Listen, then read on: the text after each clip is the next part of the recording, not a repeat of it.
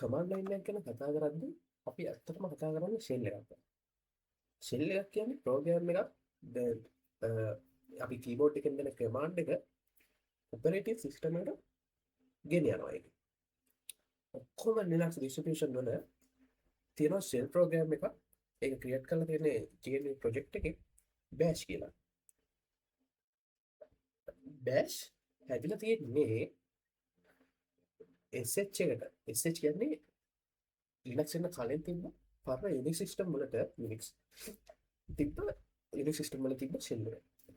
ඉතින් ඒකට enhance කරපු replacement එකක් විදිහට තමයි bash Linux වලට හඳුන්වලා දීලා තියෙන්නේ. අපි දැන් කතා කරන ඕන තව දෙයක් තියෙනවා. ඒක තමයි terminal emulator එකක් කියන්නේ මොකක්ද කියලා.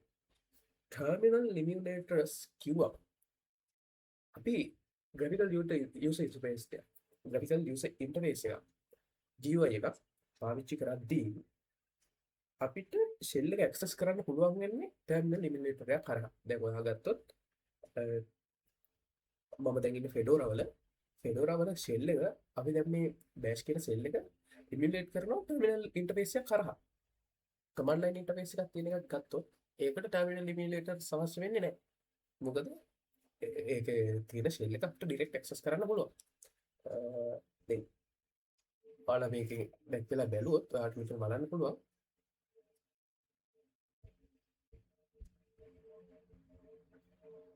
දැන්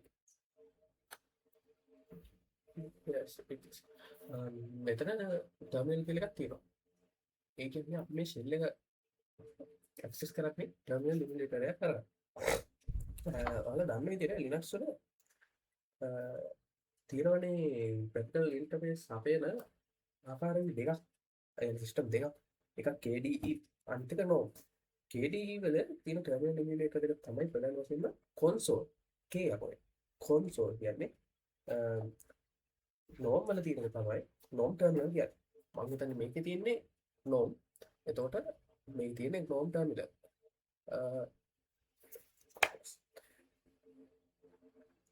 මේක simply terminal කියලා තමයි ඔයාලා කියන්නේ. ඒතර program එකේ නම තමයි වෙනස් වෙන්නේ.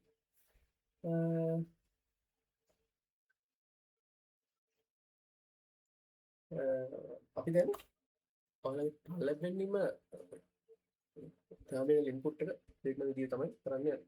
double click okay. හරි. ඔයාලට දැන් පේනවා මෙතන තියෙනවා user name එක PC name එක. එහෙම තමයි මේක තියෙන්නේ. ඊට පස්සේ ඔයාලට මෙතන පේනවා මේ ඩොලර් සයින් එක.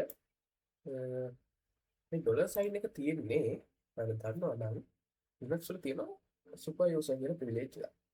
root කියලා ඔයාලා බලන්න. දැන් ඩොලර් සයින් එක තියෙද්දි අපි ඉන්නේ super user privilege එක නැති user කෙනෙක් විදියට. දැන් ඔයාලට මම ගිහින් පෙන්නන්න user මාරු කරලා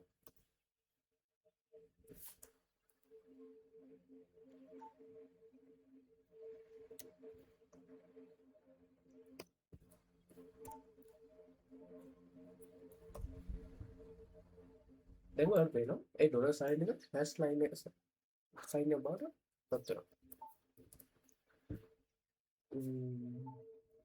හොඳයි.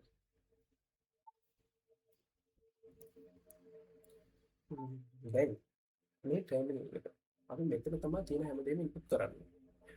දැන් එහෙම හැමදේම input කරනවා කියලා අපි මෙහෙම හැමදේම අපිට input කරන්න පුළුවන්. බෑ. අපිට bash shell එකෙන් වරින්නක් කරනවා command එකක් not found කියලා. එහෙම command එකක් නෑ. ඒක තමයි අපිට run කරන්න දෙන්නේ. ඊට පස්සේ ඔයාලට පුළුවන් තව සිම්පල්ම දෙයක් ඔයාලගේ command history එක බලන්න. දැන් අපි කලින් දැකපු එක හිතන්නකෝ හරි command එකක් කියලා. ඒක අපිට නැවත වතාවක් run කරගන්න ගියාම ඔක ඔය විදිහට type කරනකොට දැන් ලේසි අපිට up arrow key එක භාවිත කරලා ඒක අපව ගන්න පුළුවන්. සාමාන්‍යයෙන් ගොඩක් Linux distribution වල up arrow key එකෙන් ගන්න command history සමහරට නෙමෙයි අනිවාර්යෙන් 1000ක් හෝ ඊට වැඩිය තියෙනවා. ගොඩක් ඒ වගේ 1000ක් තමයි තියෙන්නේ. ඔයාලා කලින් ගහන command 1000ක් up arrow key එක පාවිච්චි කරලා ගන්න පුළුවන්කම තියෙනවා. සහ ආපහු ඔයාලට එක හිතන්න up arrow key එක උඩට උඩට යන එක මිස්සුනා කියන ඔයාලට down arrow key එක පාවිච්චි කරලා ආපහු ඒක ගන්න පුළුවන්. එගටම පෙන්න්නම් තව කමන්ඩ කලා එක නෑ අපි ඒ කමාන්ඩ එක මෙත තියෙනවා ඊට උඩේකට ගයාම එක මෙත තියෙන අයි ඩව් රෝ කිය ගම එක ආය කලින් එක ආම මෙතෙන තියෙන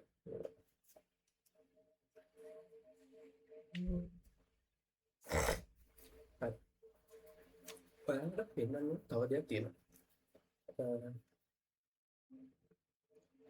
කියන්නේ තව දෙයක් තියෙනවා දැන් ඔයාලා පුරුද්දට control V control C copy paste කරන්න ටර්මිනල් එකේදී Linux වල ඒව වැඩ කරන්නේ නැහැ.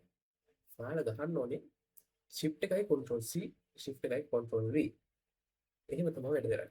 දැන් ඔයාලා මේ RRR කියන එක copy කරන්න control C ගියොත් ඔයාලට පේනවා control C කියන එක මෙතන වදිනවා. control කියන්නේ මෙන්න මේ උඩ කාවපාදේ වගේ එක වදිනවා. control V ගියොත් එහෙමම තමයි. හැබැයි අපි shift එකයි control C ගෙවුවා ඒක copy කියලා. ඊට පස්සේ shift එකයි control V ගෙවුවා ඒක paste වෙනවා.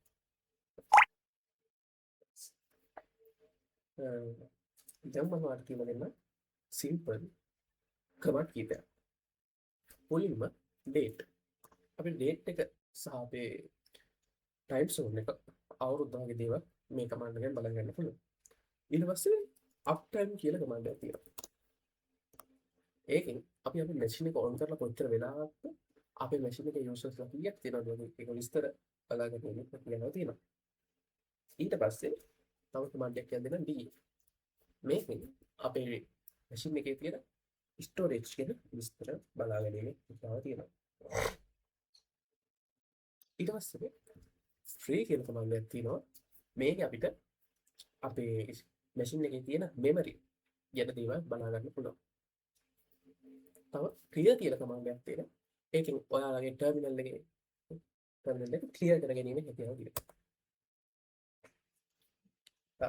මම දැන් ඔයාලට කියලා දෙන්න කොහොමද terminal session එක end කරන්න කියලා. හරිම simple. ඔයාලට තියෙන්නේ exit කියන command එක දෙන්න විතරයි terminal එක close වෙලා යනවා. ඊට පස්සේ අපිට තව යන්න වැදගත් දෙයක් තියෙනවා. ඕනම Linux GUI system එක හැංගිච්ච console එකක් තියෙනවා.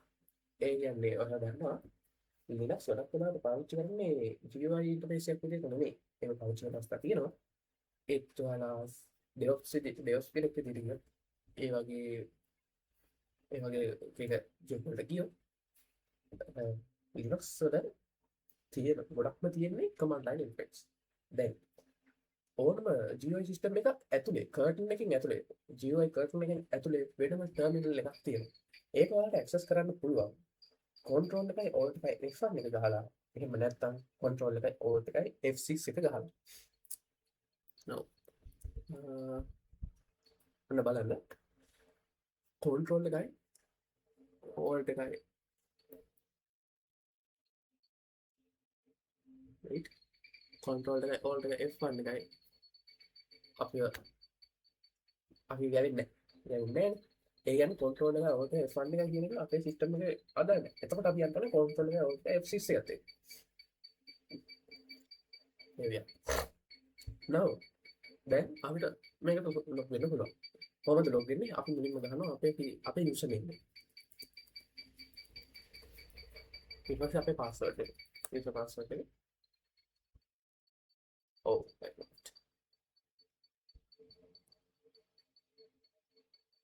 sync okay I don't know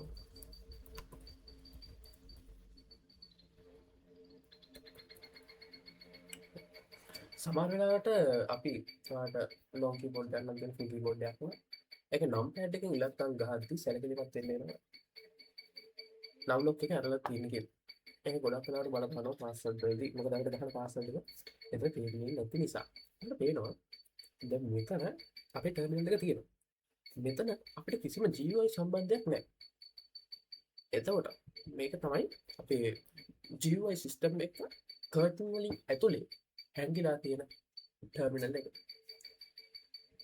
හොඳයි දැන් අපිට ආපහු යන්න ඕන නම් ඒ කියන්නේ මම දැන් ඔයාලට කලින් command එකක් කිව්වා control alt F1 control F6 කියලා ඉතින් ඔයාලගේ F1 එකකින් ආවම control alt F1 එකකින් ආවම මම හිතන විදිහට alt එක F1 එක ගෙනුවම ඔයා යන්න කලින් සිස්ටම් එකට. ඔයා ආවේ control alt F6 එකෙන් නම් alt එකයි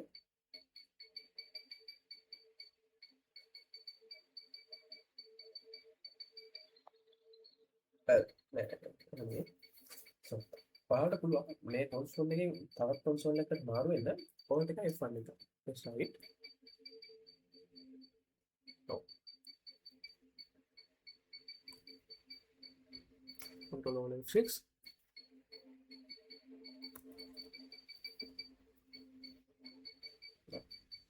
alt F7